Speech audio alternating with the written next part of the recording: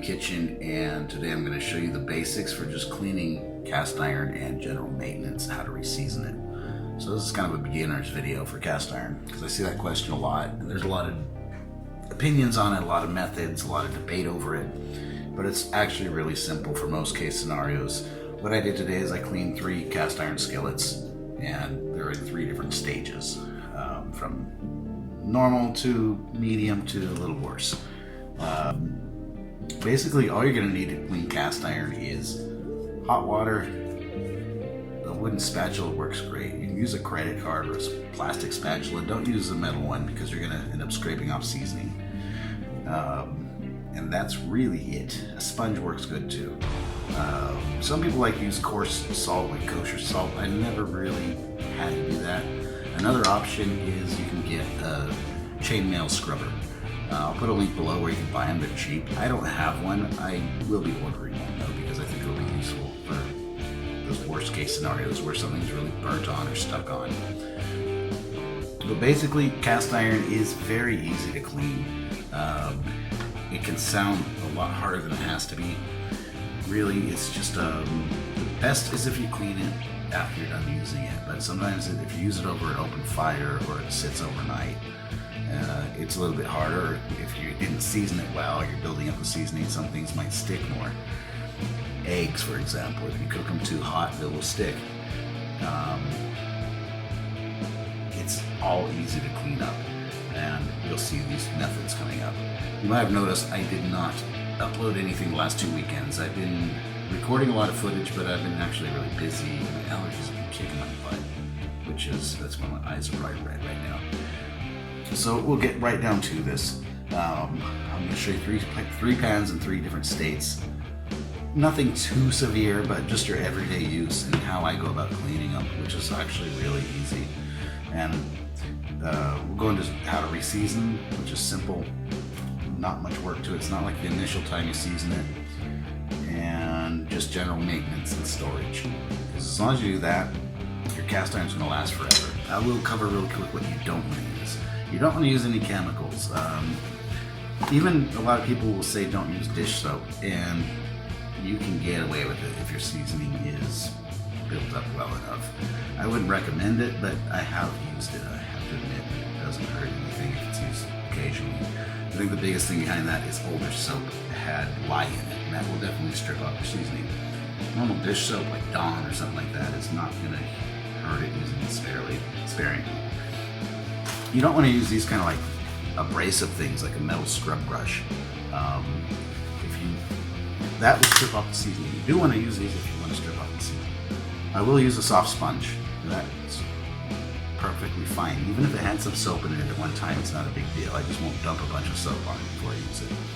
And really, the main thing is cast iron, the quicker you clean it while it's still hot, the easier it is. I don't always do that. Sometimes, I'm grilling or it gets late and I don't clean it up right away. That's okay. All these methods are going to show you how to deal with that. And it's actually really, really easy. It's not a big problem at all. 3 dirty cast iron skillets here that I saved up just for you guys in 3 different conditions. This has some used oil in it for frying. This, I made eggs and bacon in it earlier, like the Irish schmear I have in my recipes. And this was used on a open fire on a grill to cook some bacon and I believe some sausages.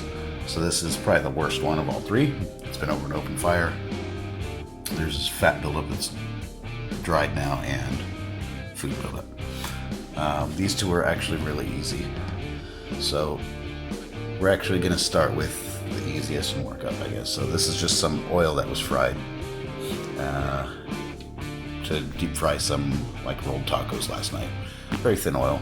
So for oil, if you want to reuse it, put it in a container. If not, just first discard the oil.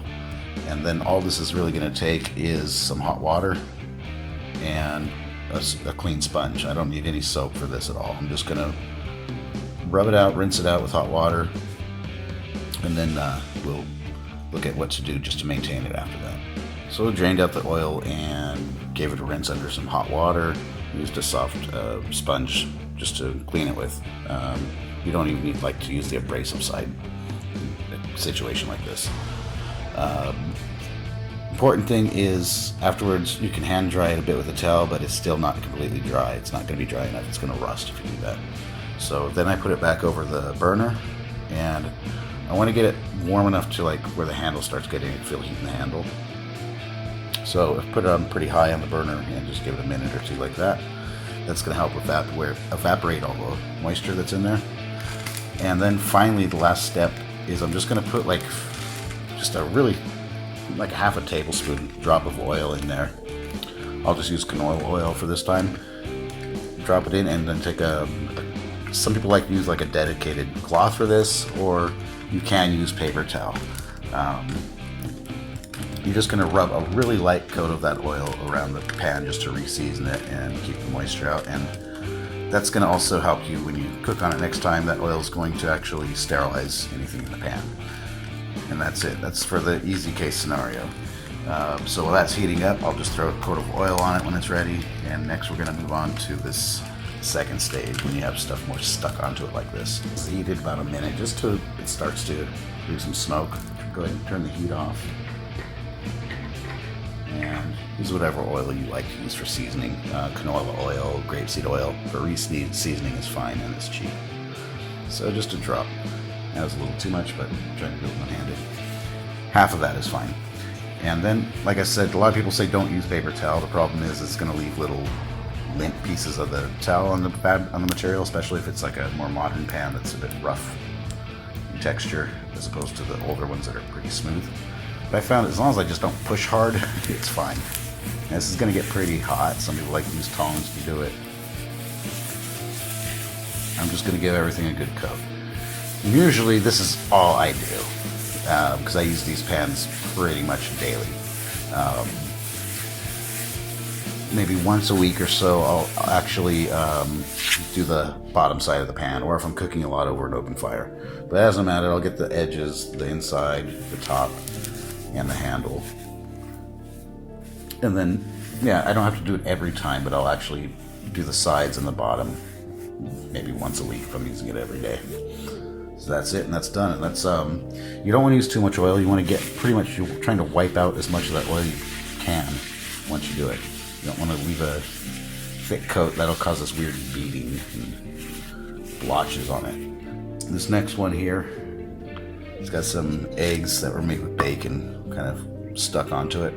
Usually the easiest way to deal with this is just a wooden spatula and scrape. And most of it comes off pretty easy this way.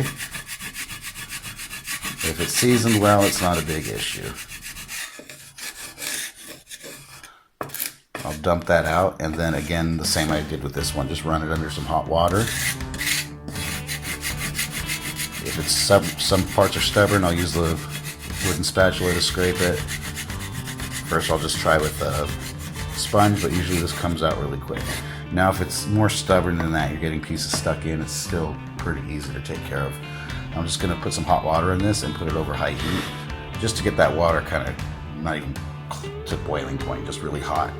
And then try it with a scraper. That's going to help release a lot of the food that's stuck on, especially with eggs or something that didn't, if your seasoning's not great and it started to stick a lot, or if you cook them too hot, whatever. Alright, so that's all there is. I'm going to go ahead and dump this and run it under the sink, and we'll see how it looks and see if it needs a soak or not, but I doubt it. So the second one came out really easy. Just with a bit of scraping with a wooden spatula, ran it under hot water to rinse it off with a quick, not even scrub, just wipe it with a sponge, and that came right off. So I'm doing the same process. I dried it with a towel, and then I'm going to thoroughly dry it over a hot burner for a few minutes, just until it gets warm enough to the touch, or you can even start seeing some steam or smoking coming out of it. Again, I'll just put a drop of oil on there and coat it. Turn off the heat once it's up to temperature, put the oil, coat it, and it's done. And sometimes you're not sure if you get everything off, because you see it doesn't look always perfect at this stage. Once you put that new coat of oil on, it'll start looking nicer. But sometimes you're not sure if it's seasoning or some food that's burnt on there. You can usually just feel that with your fingertips. You'll notice it. This is getting hot. All right, so this next one's going to be more work. Still not that bad. And like I was saying, if you're used to If you're new to using cast iron and it seems like a lot more work than what you're used to, once you get the hang of it, it's really just the same as using stainless steel pans or whatever.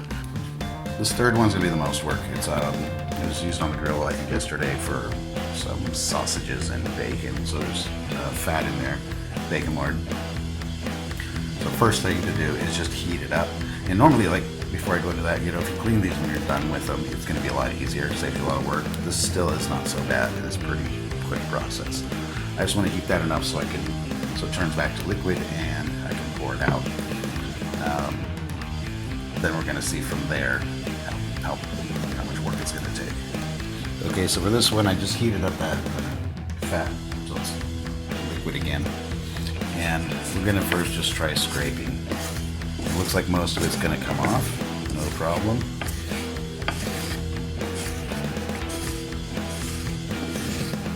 I'm going to dump this grease out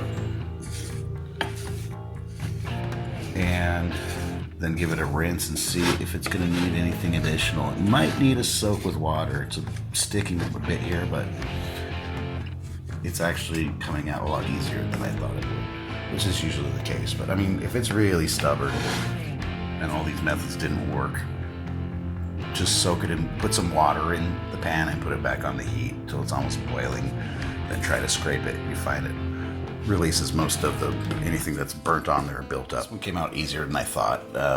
Just like I said, heat it up, drain the oil, and give it a rinse under hot water. Scrub with a wooden spatula.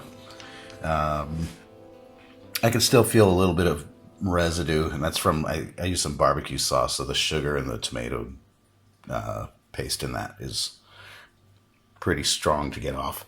So all I did is just heat up some water, not even have to boil it, just get it hot. And then those spots I can usually just scrub right off. And again, when I just rinse it under the sink with a sponge, that's gonna come off a lot easier and it should be done. And then I just re-season it like I did the others. You'll hear people say over and over, don't ever use dish soap, which if your seasoning's strong enough, you can get away with it. I don't do it regularly, but every once in a while it's not gonna kill it. Just rinse it off good.